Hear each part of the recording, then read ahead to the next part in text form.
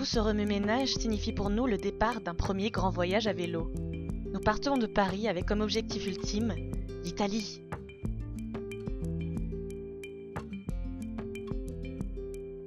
Paris se traverse bien vite et nous découvrons rapidement nos premières villes animées, nos premiers monuments historiques et nos premiers champs de blé. La route nous mène ensuite à Provins, à 85 km de Paris. Dominée par sa belle collégiale, Provins reste célèbre pour ses fortifications médiévales. Troisième ville de France au Moyen-Âge après Paris et Rouen, elle est aujourd'hui inscrite au patrimoine de l'UNESCO. La construction de la collégiale, une église tenue par des chanoines, a débuté en 1022. Des travaux d'agrandissement n'ont jamais pu être achevés par manque de financement. La nef, 4 fois plus petite que prévu, n'en reste pas moins imposante. Mais il est temps pour nous de repartir. Nous filons à travers champs et prenons conscience des distances. À côté de notre route, la Seine est exceptionnellement haute cette année. Elle vient caresser le bitume. Notre première nuit en tente se passera à Nogent-sur-Seine. Le lendemain, nous traversons Troyes et arrivons en Champagne-Ardenne. Nous nous arrêtons à Bar-sur-Seine, paré de beaux colombages. Route du Champagne ? Nous sommes surpris, pour le bonheur de nos papilles, de constater que l'appellation du Champagne s'étend tant au sud. En 1920, les vignerons se sont en effet révoltés pour être rattachés à cette appellation et ne plus être considérés comme Bourgogne.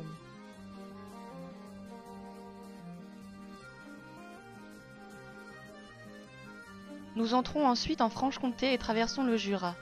Le mot Jura vient du latin et signifie forêt. Ce nom nous paraît bien justifié.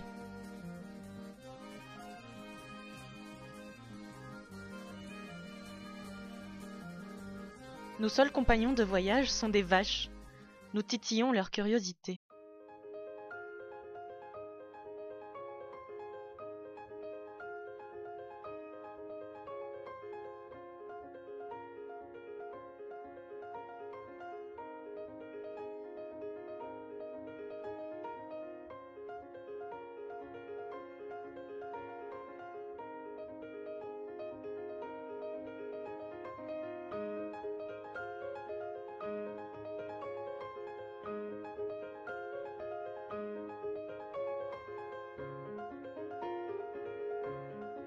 Les clochers comtois aux tuiles vernissées nous rappellent bien que nous sommes en Franche-Comté.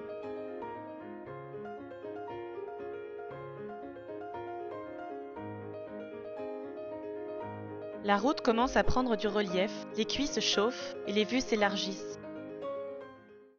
Nous découvrons les salines royales d'Arc-et-Senans, elles aussi inscrites au patrimoine de l'UNESCO. À la fin du XVIIIe siècle, le sel sous état liquide provenait de Salins-les-Bains via une canalisation de 21 km. Mais place maintenant aux descentes, pour notre plus grand bonheur.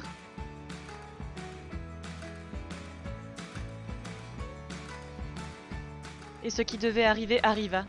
Nous traversons notre première frontière.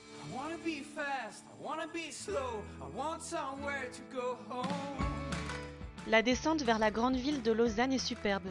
Les montagnes se dessinent peu à peu au loin. La ville donne sur le lac Léman, frontière entre la France et la Suisse. Cet immense lac naturel s'est formé il y a 15 000 ans lors du retrait du glacier du Rhône.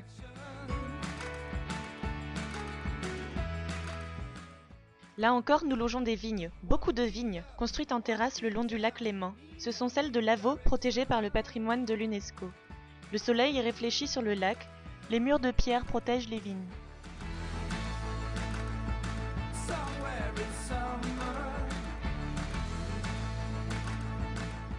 Nous traversons rapidement cette vallée cultivée et sommes encerclés par les Alpes.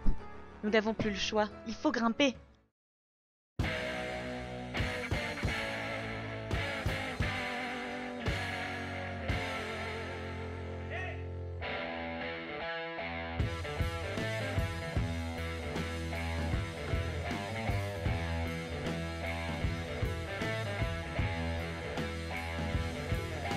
Premier col pour tous les deux, le col du Simplon n'est pas une mince affaire.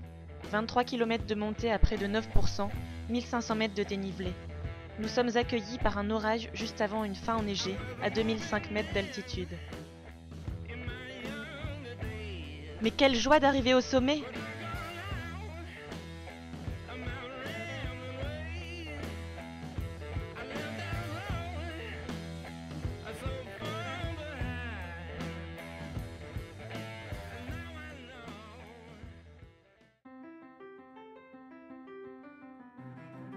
Place maintenant à la descente, à la verdure et à l'Italie.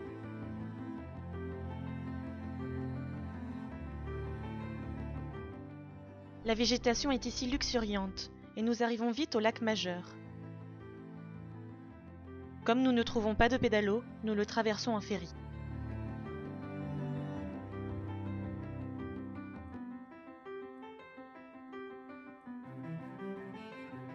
Les nuages bas lui donnent un air d'Écosse.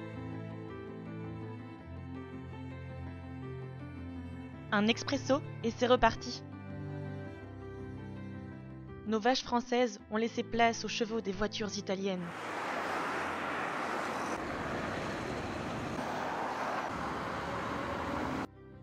L'Italie du Nord est une immense zone industrielle parsemée de belles villes colorées. Brescia, en Lombardie, est un véritable coup de cœur. Elle abrite sur la même place pas moins de 2 cathédrales, l'une datant du XIIe siècle et l'autre du XVIIe siècle, appelée Duomo Novo. Sa coupole de 91 mètres de haut est magnifique. Nous longeons ensuite le lac de Garde, mais pas le temps de s'arrêter. Il est temps de dépasser la barre des 1000 km. Nous traversons ensuite les décors de Roméo et Juliette, Vérone. La ville possède une riche collection de vestiges romains, dont son amphithéâtre datant du 1er siècle. Il pouvait contenir plus de 30 000 personnes. Attirés par une Venise approchante, nous roulons plus vite que jamais le long du magnifique Naviglio del Brenta, témoin de la richesse des Vénitiens, alors propriétaires de villas de campagne sur ce canal. Mais avant d'accéder à la ville romantique, il faut traverser le port économique de Venise. Ces activités industrielles polluantes sont un frein aux différents projets de sauvegarde de la lagune.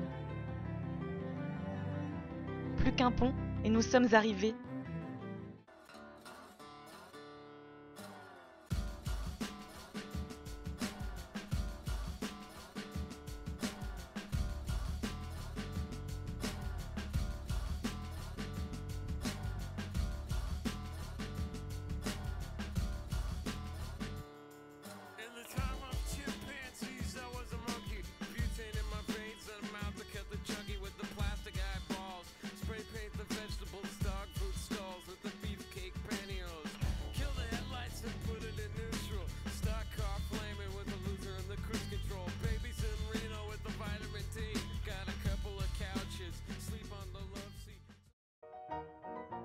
Ces 10 minutes se sont en réalité écoulées en 10 jours, 1168 km, 7000 mètres de dénivelé positif, 2 frontières, un col alpin, quelques douleurs, mais surtout beaucoup de bonheur.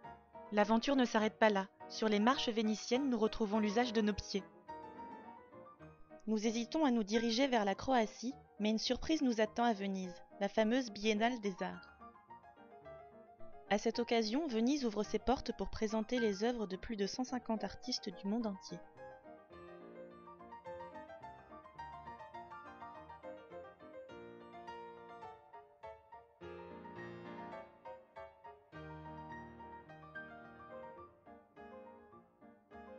Référence majeure pour l'art contemporain dans le monde, la Biennale aura attiré plus de 475 000 visiteurs en 2013. Mais le voyage se termine, il est temps pour nous de rentrer.